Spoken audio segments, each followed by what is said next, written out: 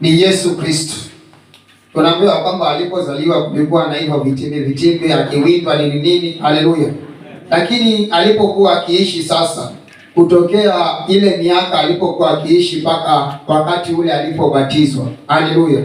Hatukuambiwa kwamba alikuwa akifanya hivi, alikuwa akifanya hivi, alikuwa akifundisha watu, alikuwa akiponya watu. Haleluya.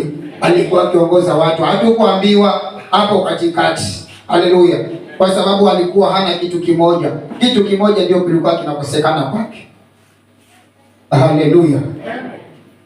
Tunaambiwa ya kwamba ile siku alipoenda kubatizwa na Yohana Mbatizaji, alipobatizwa tu, alipotoka pale, alipokuwa pale kwa maji, tunaambiwa Roho wa Bwana akashuka kama hua. Haleluya. Juu yake. Haleluya. Aliposhuka yule Roho juu yake, tunaambiwa kwamba Yesu akaongozwa. Haleluya. Akaongozwa na Roho Mtakatifu akapelekwa nyikani. Haleluya.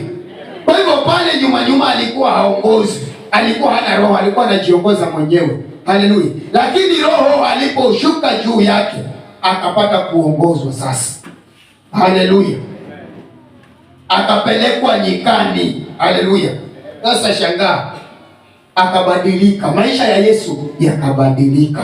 Hakuwa tena Yesu wa kawaida. Hakuwa tena Yesu yule walikuwa wakimjua. Haleluya. Kwa sababu yule Yesu walikuwa wakimjua, wakimzoea, ni kwamba ikifika jioni atakuwa nyumbani, atalala nyumbani. Haleluya. Wakijua ya kwamba yule ni mtoto wa seremala, tunamjua kwamba tumuone akipiga randa. Haleluya.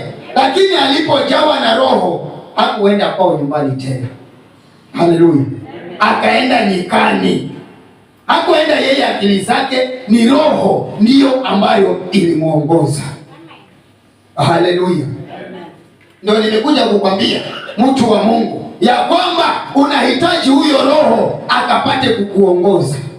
Haleluya. Ili ukafikie zile baraka zako. Haleluya.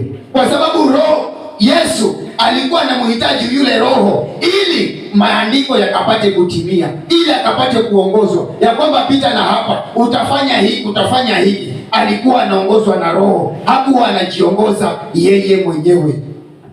Haleluya. Kwa hivyo mtu wa Mungu, nimekuja kukwambia kwamba kama Yesu alimhitaji Roho, pia wewe unamhitaji huyo Roho. Haleluya. Kama Yesu aliongozwa na Roho, pia wewe unahitajika ongozwe na huyo Roho. Haleluya. Pia wewe utabadilika. Watu watakushangaa. Huyo Roho akiingia ndani yako, hautabaki kama wa kawaida. Haleluya. Wengine watasema ya kwamba una